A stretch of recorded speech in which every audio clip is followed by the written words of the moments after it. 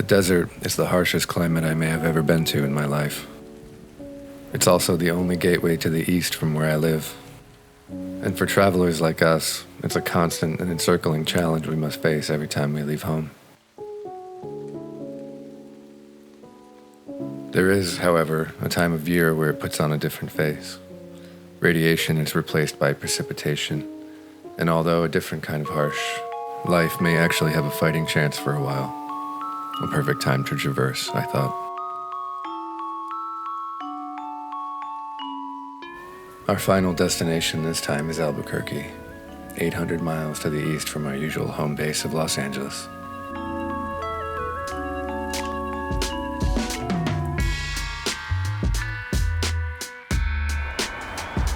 For the first time in many rides, we weren't leaving in the middle of the night. The obliquity of the earth would be in our favor this time. Although there'd be less than 12 hours of daylight, there's still plenty of time to reach our destination before dark. A leisurely morning pack would get us on the road before noon.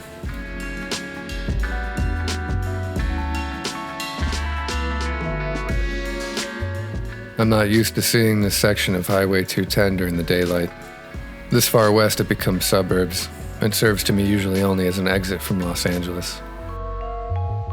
Outside the county, we reach the foothills of the San Bernardino Mountains, which would be a beautiful primer before we once again head into the Mojave.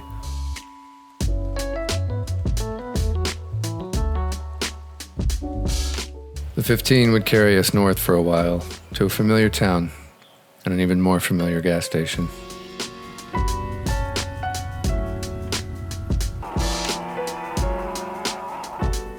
If you've been with me long enough on this channel, you'll recognize Barstow.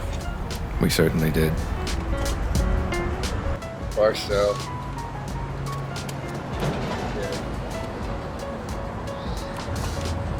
There's nothing to see here. I just thought I'd stop in for old time's sake. It is, though, mentionable that our cardinal directions will change at this junction. To continue on north on the 15 would take us to Vegas, but we would head due east on Interstate 40 all the way to Albuquerque. A few detours aside.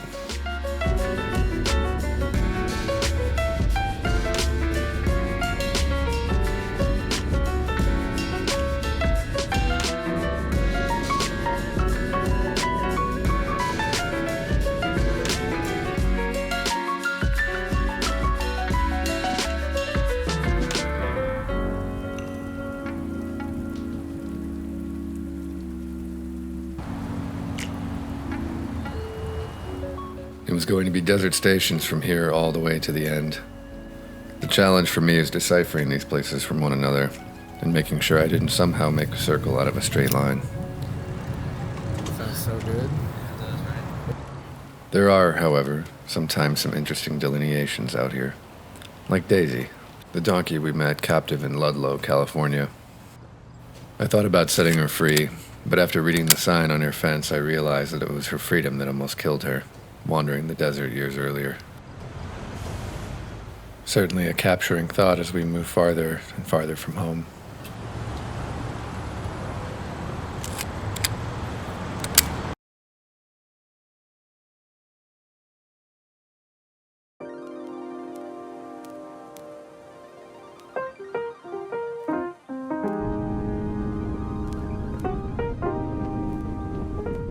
The desert miles start to fade into white noise, and before you know it, you're there.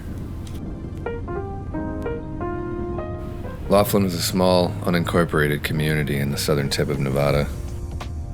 This place has been like it is, meaning a resort town, since the 60s, and has survived on people like us, still wanting to be degenerates, but wanting to get away from the hustle of Las Vegas.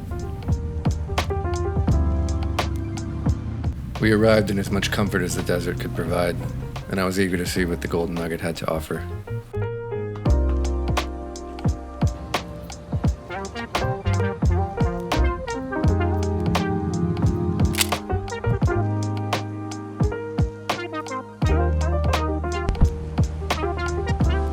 It was quiet as we headed towards the registry.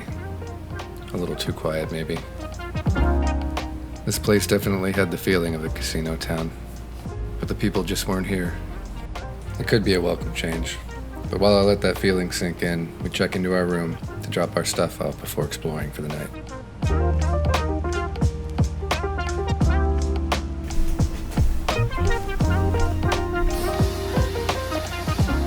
Down on the casino floor, it was time for dinner.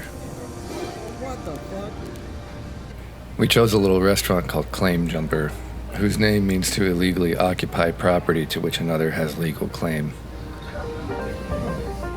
Anyway, they filed for bankruptcy twice, so I was eager to see if the food was as good as the irony. After dinner, it was time to feed the soul, and degenerates like me know this site very well. It was here I would play table craps for the first time, and actually do pretty well. So we decided to celebrate with a little watered-down tequila.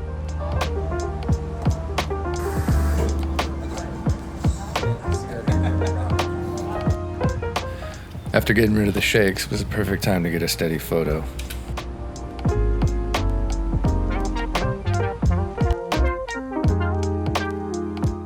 There was a very solid pioneer town theme going on here, which, coupled with my casino winnings, made me feel a little bit like Daniel Plainview.